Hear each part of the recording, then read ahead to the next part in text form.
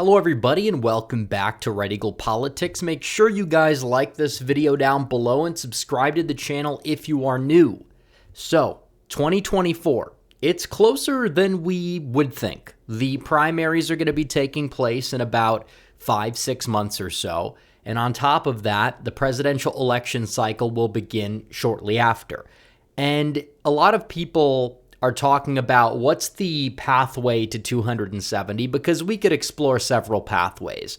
And it's true that it's possible that Republicans could have this great, epic year somehow, some way, and somehow Trump goes out there and takes like Michigan or whatever. And then there's also the opportunity for the opposite to happen, where you have the worst case scenario, Republicans learn nothing from 2020 or 2022, and they go out there and they don't even get North Carolina on this map. I did a week or so ago, a week to 2 weeks ago, 2 videos. One was the best case scenario. One was the worst case scenario for 2024. I anticipate the middle ground to really be where that is. I think it's still a 50-50 shot for Republicans to win, if not even a greater than that, because Biden's favorables have tanked. And a lot of people forget that 2020 was a razor-thin election, and Donald Trump's favorable rating has not really fully cratered,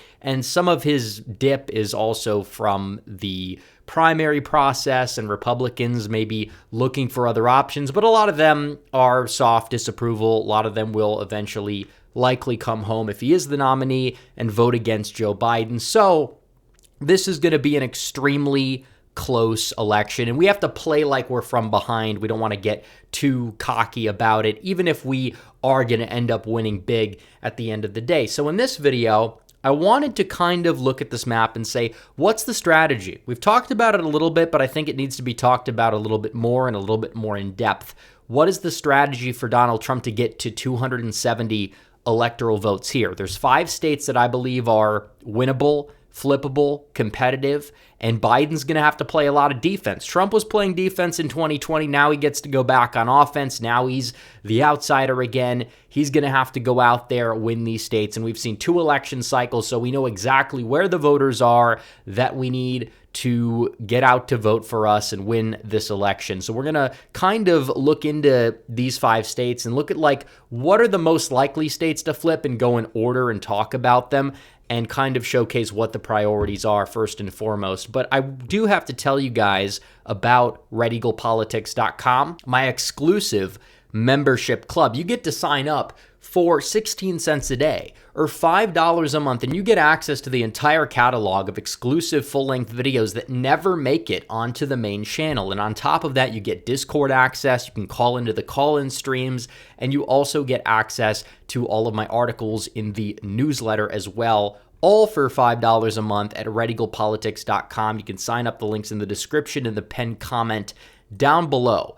So, without further ado, I think we need to talk about the states that are the most likely to flip. And the first one on here, I think, is going to come out of left field for some people. And I think it's kind of a tie between these two.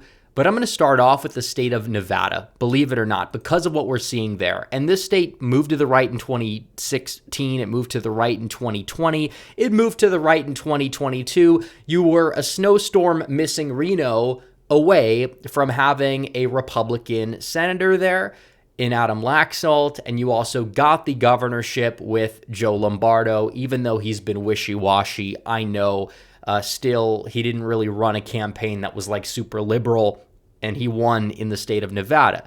And you are going to have to deal with certain elements. And this is a state you're going to have to chase every ballot in. I do believe that the Republicans now are going to be more determined than ever, looking at how the Democrats, even though they had their whole machine gutted, were able to go out there, do their harvesting, do what they need to do for turnout, and buck the national environment and hold that Senate seat there, which again, funding is another issue, and it won't really be as much of an issue in a presidential year. But still, looking at Clark County moving to the right, and a lot of conservative Californians are moving there. You have a large Hispanic population that, even if they move to the right by a couple of points, it all adds up. And unlike in Arizona, unlike in Colorado, The white population in the state of Nevada tends to be more working class, the demographic that gave Donald Trump the White House in 2016 via the Rust Belt. So take all of this into consideration. Look at the trends. It moved right in a year where the national environment moved left, and then you flipped the governorship there, almost flipped the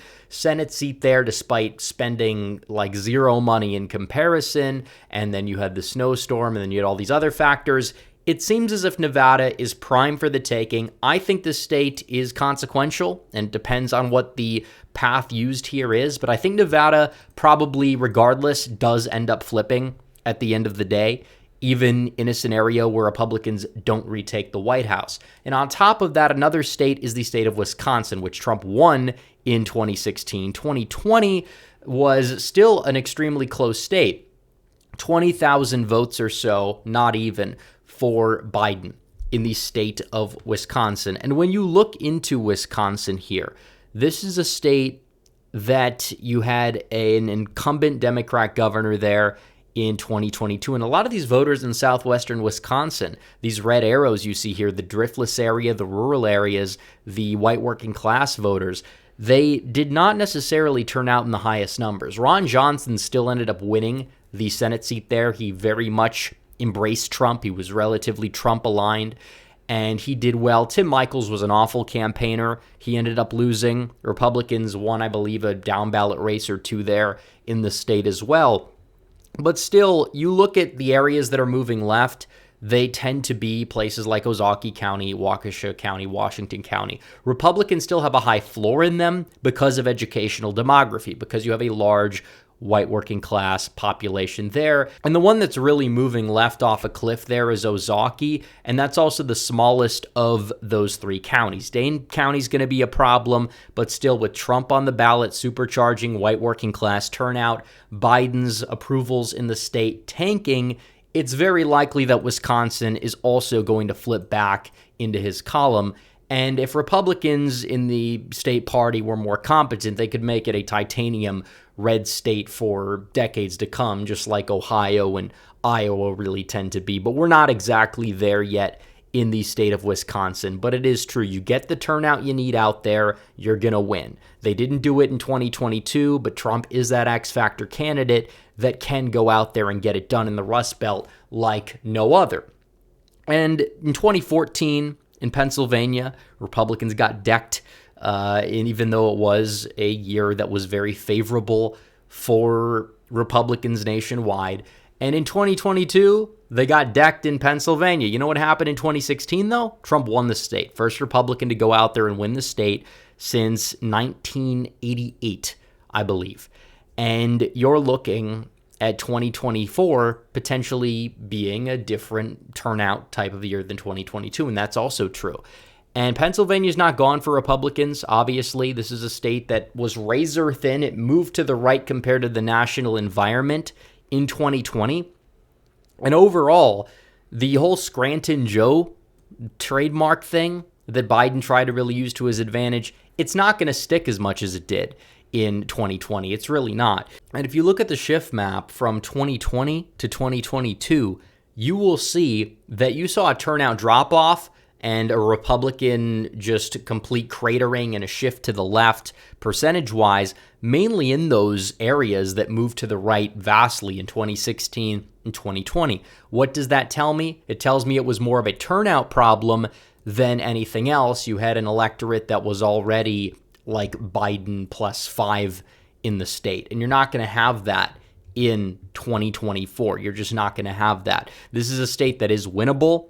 And if Trump returns to his 2016 messaging, which he already is compared to 2020 by and large, and you have Biden's approval rating dipping, yeah, I think Pennsylvania is a state that is winnable. It is on the table. It's not a guarantee, but it's on the table. It's winnable, and he's got to focus on it. And he's going to have to go to Vegas and Reno. He's going to have to go to, Washington County, Wisconsin, also hold rallies in like the Driftless area, La Crosse, Eau Claire, Green Bay, you name it. Pennsylvania, he's just going to have to barnstorm the entire state. He's going to have rallies all over wherever he can really find a venue that's relatively close to a population center. And that's that. So when you're looking at these 3 states, that would be enough to get Trump to 270. Now, I will touch on Arizona and Georgia. It's possible he can win Georgia. He's going to have to get the Kemp rules with even if he has, I think the Herschel round 1 suburbs would be enough. The suburbs are moving left off a cliff. If you have these shifts to the left again, it's going to be a massive problem, and you're not going to be able to win Georgia. Thankfully, Biden's approval rating's not where it was.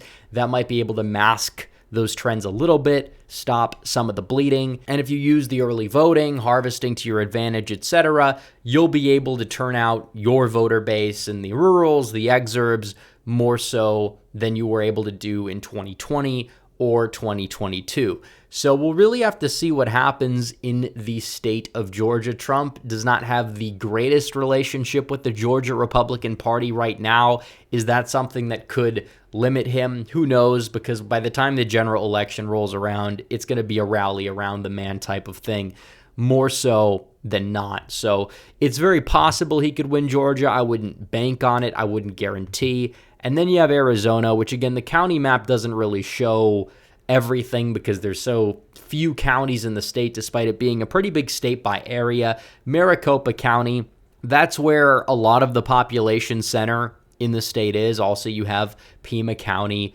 which is where Tucson is, and then you have some of the exurbs and these other counties that vaguely surround Phoenix. And Trump is really just going to have to get the voter base out, and he's going to have to do everything he can do to utilize the election system to his advantage the way that Republicans didn't do in 2022. Therefore, he's got a shot at Arizona. He has an outside chance, but still, is it exactly guaranteed? Not necessarily, but he doesn't need to win it. Now, if you say, well, maybe Trump, if he wasn't the nominee, he had somebody like DeSantis that, oh, well, the map would change. Maybe it would make Republicans more eluctable or whatever. But that's not how it works, because then you'd be trading Wisconsin and Pennsylvania for Arizona and Georgia, which would not get you to 270 electoral votes. It's 270 to win. So I'm not saying Trump should ignore Arizona or Georgia. I don't think he should ignore them at all. But at the end of the day, he really does need to go out there and focus on Nevada, Wisconsin, Pennsylvania first and foremost. Because you could win, Georgia and Wisconsin, but that's not enough. You could win Georgia, or you could win Arizona and Wisconsin. That's definitely not going to be enough. Doesn't matter you get Nevada or not. But you get Pennsylvania and Wisconsin and Nevada, you don't even get Georgia or Arizona. That's going to be enough to get you to 270, get you over the hump, and win the presidential election. So it all comes down to math. You could play around with the map on YapMS to really see what combination would work best, or what you think would really be the most viable in your opinion. But I just will say that when it comes down to this election, it's going to be razor thin across 5 states, but there are 3 that you definitely need to win: Nevada, Wisconsin, Pennsylvania. It can be done, folks. It can be done. So anyways, guys, thanks for watching this video. Like this video down below, comment down below, subscribe to the channel, hit the bell for notifications so you never miss another video.